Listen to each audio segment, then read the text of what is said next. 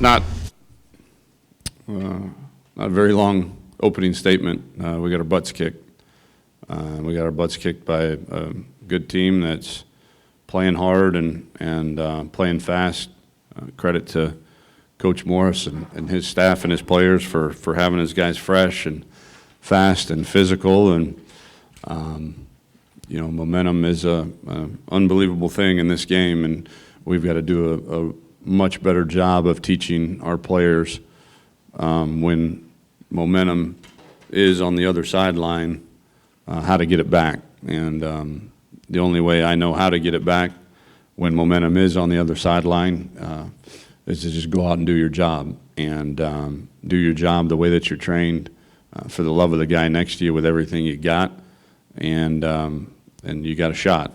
And the mistakes that we made, the one thing that our guys are going to give you and give the University of Houston is fanatical, great effort.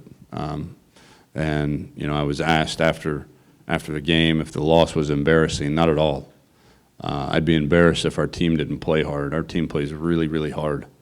They didn't play well. They made some mistakes that are unbelievably uncharacteristic of the guys that made them. And I really do sense it's a matter of, we got a lot of pleasers on this team, a lot of perfectionists, a lot of guys that want to do right. And when things start to go wrong, we tense up, we get apprehensive, we start playing outside of ourselves, we lose focus. And it's my job as the head coach to teach our team and to teach our coaches how to teach our team not to let that happen again. So that's my big focus this week, and I think our kids are excited about that, and excited about coming back home to a place where we're undefeated. And we talk about getting everybody's best shot. In our 2 years here, we've lost 3 games, and all 3 of them, the opposing team's fans have stormed the field. So I don't know when the last time that's happened in 3 consecutive losses for the University of Houston to have the opposing fans storm the field. But I told our guys, you should be proud of the level of respect that you command, but understand with that comes tremendous responsibility and a tremendous amount of effort required to maintain that respect. So we're coming into our 1-game season, 13 straight weeks of football, all down to this, our 1-game season here to protect our stadium where we're undefeated in 2 years, and got a 1-game season to get that winning feeling back in our program, and then take a deep breath, and then hopefully heal up, rest up, freshen up, and get ready for the last final stretch, last quarter of the season. Questions? Tom, you had mentioned last night about if your other teams or you kind of smell the blood in the water. How do you keep your team from being vulnerable, to coming off these tough 3 weeks and not, maybe allowing that to seep into the next week, or just where they start to doubt themselves? The confidence is big, and so I think, again, one, you got to teach them how to respond. It's not going to be, it's not going to go your way every play of every game, and it doesn't matter how good you are. College football, it's hard to win, and it's really hard to win them all. You look at, Clemson was a missed field goal away from losing to NC State and Ohio State. The list goes on and on and on. When you're at that level and people have that kind of motivation to beat you, it's like I have told them before, we are everybody's Oklahoma and Florida State, or we were. I don't know if we are now. we were. And, how hard and what you thought of going into those games is how hard and how much motivation teams have to play you. And that's a good thing. That's really, really good. And so that's where I think the confidence piece has to come from, is that the reason that these losses hurt so bad is because you're really good. And we've set a bar here ridiculously high. And that bar has been set through literal blood, sweat, and tears of 2 years of hard work and playing for the guy next to you and falling in love with your teammates and your coaches. And so that won't change. What has to change is when teams hit us in the mouth, we can't be surprised by that. And we've got to have the confidence to know that, hey, we've earned this. We asked for this. And that's a good thing. How difficult has it been to find a consistent rhythm offensively, given how banged up you've been across the board from basically the first game? Really difficult, probably more than anybody realizes. When we went through it last year, and it's not, I know probably everywhere in America O-linemen get hurt, but it's here it's been a weird deal. Over the last 2 years, it's been a freak ankle, stinger, you name it, knee. It's you try to say, well, what could I do to prevent it? Well, what do you do to prevent a stinger with a guy that's never had a history of stingers? You don't do anything, and then it happens. So that's probably been the hardest part, and the tailback position has been admirably tried to fill in with Dylan and Mulba, and it was nice to see Duke out there. Obviously a little rusty, missed some cuts and some runs that I think even he would tell you he should have made, but definitely saw some explosive plays out of him too, which is something we're going to need here down the stretch, some consistency from that position. And then for the first time all year, again, our wide receivers didn't play real well. But had that happened, had that been a pattern, I'd be worried. But I don't think anybody would say they played real well Saturday night. But that was the one group, those three guys, and they played close to 600 snaps. So we've challenged, the young guys in that room that's not fair. That you guys aren't trusted enough to go in the ball game, and that a Division I football team is basically playing 3, maybe 4 wide receivers when you count De'Ara King in there. You're going to break down at some point, and so we need those younger guys to step up. But we got to find some consistency and rhythm, and protecting the football is the first part of that. It's just so, not only does it end drives, it's just so deflating, it's such a huge momentum deal when you turn the football over. Tom, you mentioned this last week, you were beat up. Now you got to how do you manufacture, bring that inexperienced depth on the fly in order for these guys, because you got to be able to meet the bar. Nobody's going to feel sorry for you. No, they're not. They're not. We have to up front, certainly. Will Noble will be out this week with a stinger issue, so Alex Fontana will start at center for him, with the left guard position being Mason Denley and Cameron Elliff, and the right guard position being Marcus Oliver and Mac Long.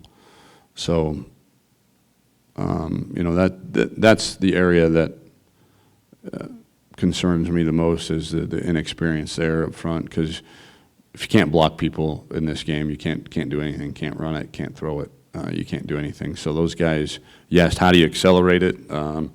You pour every waking hour that you're not in class or in study hall into beating Central Florida. For these guys, they've got to get as prepared as humanly possible. Just want to follow on the O-line stuff. Rogers, is that still what happened 2 games ago? Or? Ankle. Yeah. So Braylon will still start at right tackle, and the tie will hopefully continue to get better this week and be available, but would not be 100% if he were in there. And back on the receivers, Marquez Stevenson had one of your most explosive plays of the game. Was it a matter of? I mean, you had mentioned maybe 10 to 12 plays, depending on how he felt. But was it just a matter of situations that you were in? Situation, yeah. I mean, we had a few kind of gadgets for him that didn't feel like the looks were there to call those plays, and then he'll play more this week, especially with Isaiah being out with a concussion. So he'll play more this week. Maybe even have to play some outside receiver if Keith and Courtney Lark aren't game ready. But pleased with the progress Marquez is making, and need to get him in the game even more and just let him go and trust that we've done our job training him. Tom, what have you noticed from Central Florida with Coach Frost and what he's implemented there? Yeah, obviously you go from 0 wins to 4 wins in 3 games. That's pretty good, and just playing better on all sides of the ball. The defense brought a guy from Oregon over, and so they're playing a 3-4 defense. Very sound in what they do. They're going to overload the run.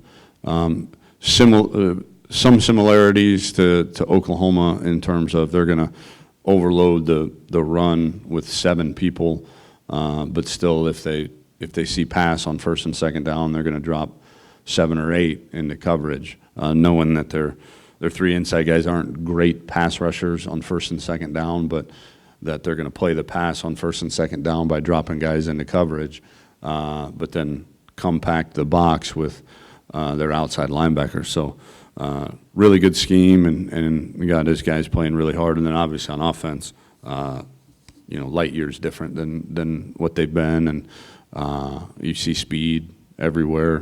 From the quarterback to the running back, a bunch of running backs. They've got a little number 9, Adrian Killens, 5'8", 155, but he's. I'm gonna check his equipment, see if he doesn't have a turbocharger or something hiding underneath his shoulder pads, but he's got those guys playing great in that system. They very similar to Oregon. They're going to run to set up the play action pass, and they're going to want to run it and have a lot of misdirection with motions and all that. So he's done a really, really good job in a short amount of time.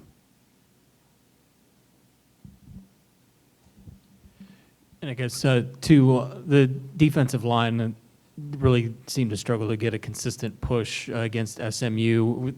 Are there some adjustments that you guys are going to have to make, or was it just kind of the situation?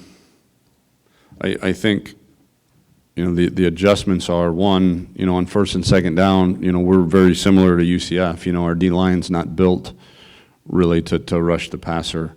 With the 3 down linemen playing right on top of the O linemen. It's really not what it's designed to do on 1st and 2nd down. And then on 3rd down, we get our pressure by subbing in people and blitzing from all sorts of different places. And, credit to them. I'm sure over the bye week they studied the heck out of those tendencies and, did a good job of sliding their offensive line into the blitz so that people weren't running, free at the quarterback. We're around here a lot of times on 3rd down, guys are just scot-free at the quarterback because Coach Orlando's done such a great job of scheming up the protections. So I think we got to take a long, hard look at some of our self-scout and where those pressures are coming from and when they get there. And then on 3rd down, I think we got to just line up and rush the passer with some pass rush D linemen and be able to still play coverage behind it. You had used Ed Oliver early on a little different than, I guess, maybe I didn't notice. I don't know if you've done this before, but just had him standing up, kind of moving around, had him on the edge. Was that just, He's been doing that more in the middle than on the edge. So, yeah, that was a new little wrinkle we had going in this week. and also, Didn't work out real well. and also, Tom, just, the toughest training camp, that you guys go through every year. Do you feel like with the injuries and the fact that y'all haven't had a bye week, looking back, is this team worn down? Would you do that differently, or is that just part of the training that you need to get up to this point anyway?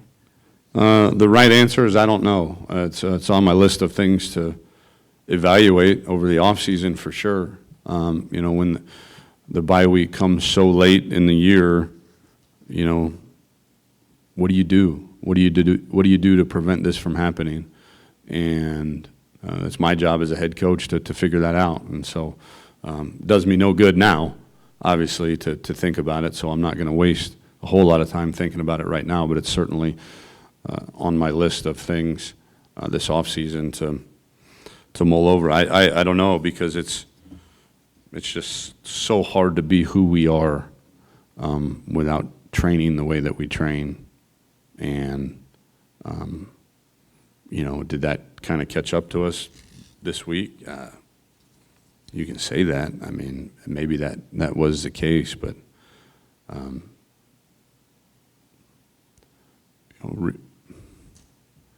all of those things, from them having a bye week, us not having a bye week, to the rain against Navy, to the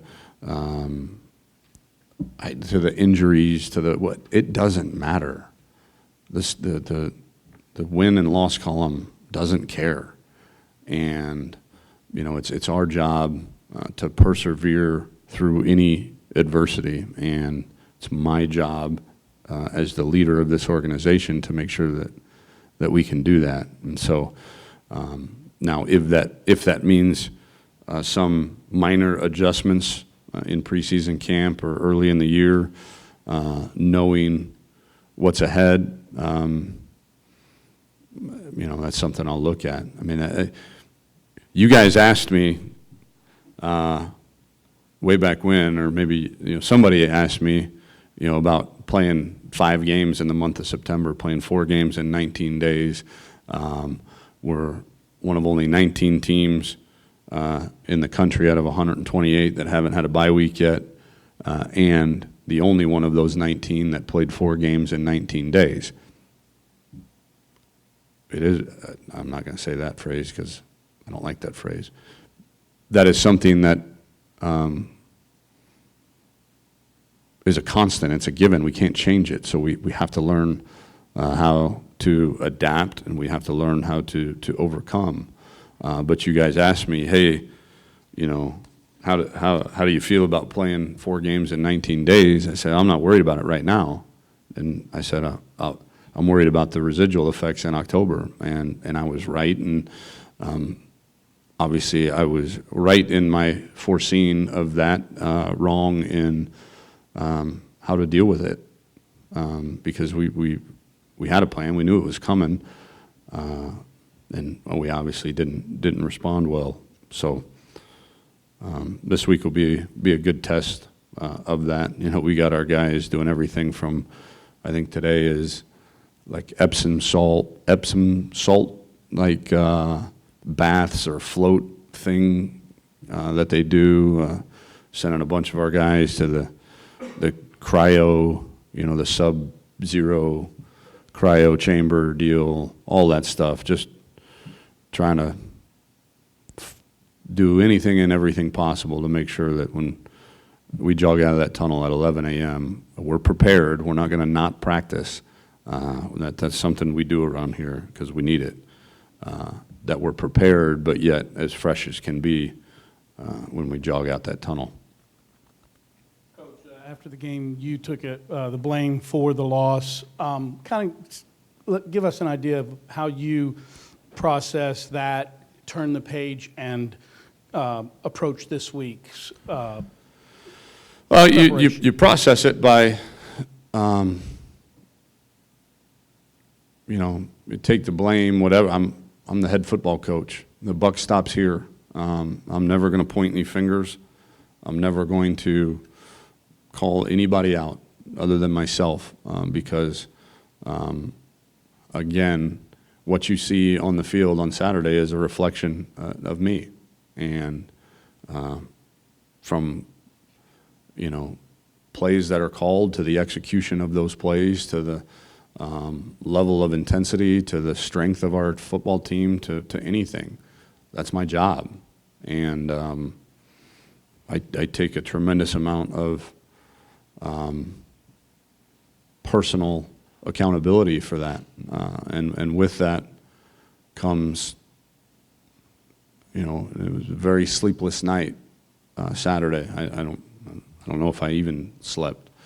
And we were up here at 10 o'clock in the morning on Sunday, had a long staff meeting to educate our staff on all of the notes I had taken and my thoughts throughout the night. And they had a really good team meeting on Sunday, on yesterday. And then, but when you go to bed on Sunday nights, man, and you come up Monday, I was up here earlier than I normally am this Monday. My wife didn't have to kick me out of bed when my alarm was going off. I sprang right up, and so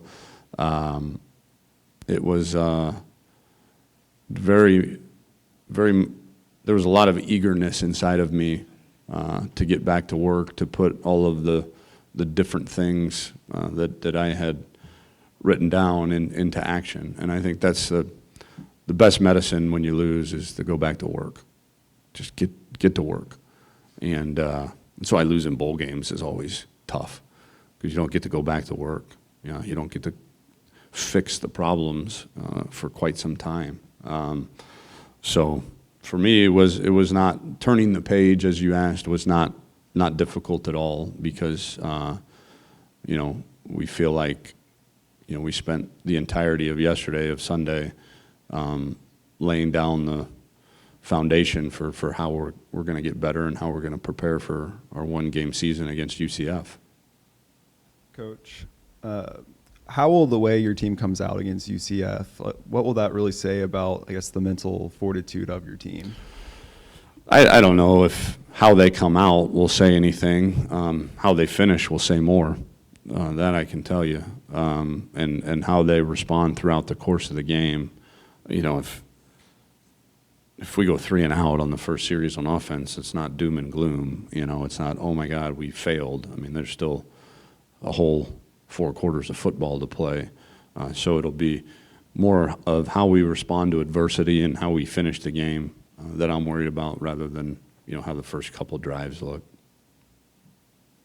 Tom, quick, you mentioned the mental gymnastics that you've gone through in this past, say, 48 hours. How do you synthesize to get down to the key issues that you need to, because you can't throw them all out there, but you got to get down to the essential ones? That's a good question.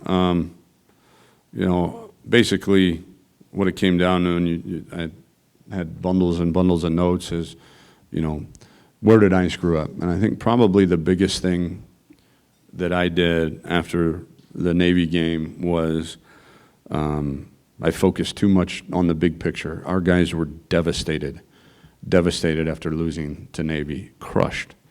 And I wanted to give them hope. I wanted to tell them, if Navy does this or if Navy only loses once, but it happens to be a 3-way tie in the West, and oh, by the way, we got a top 5 team in Louisville coming into town in a few weeks, and this, that, and the other, and I just kept telling myself, what the hell does that say right up there, Tom? It says 1-0. We don't talk about the big picture around here, and never should have, to be honest with you. And so I think it added pressure on our guys to say, throw that out at them and kind of see the immense magnitude now of every game. That's my fault. When you can,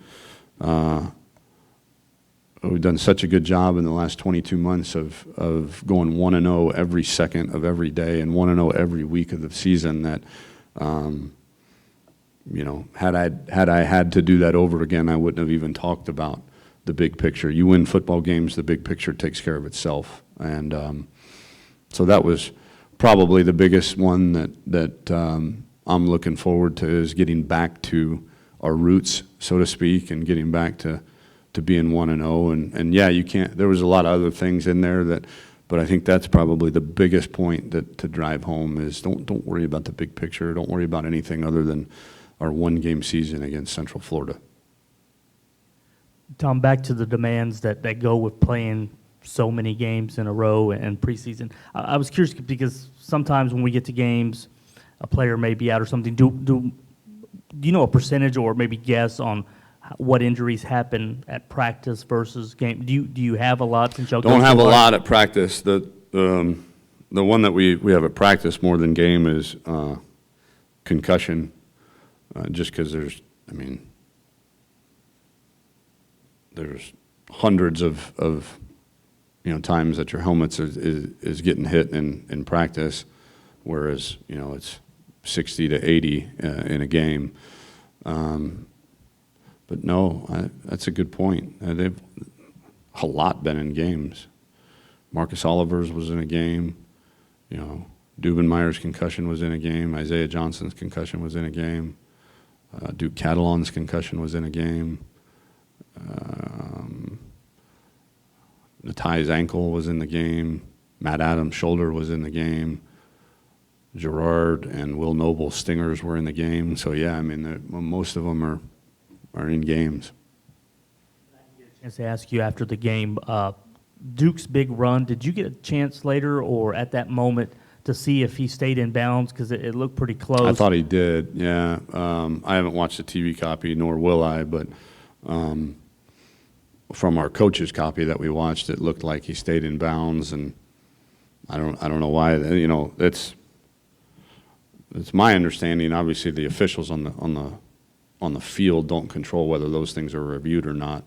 Now, our conference is doing something with ESPN where there's an actual 4-second delay, because I think there's like a command center for replay or something like that with ESPN, and part of our tight red zone package is we're gonna line up and go really, really fast, and run the football.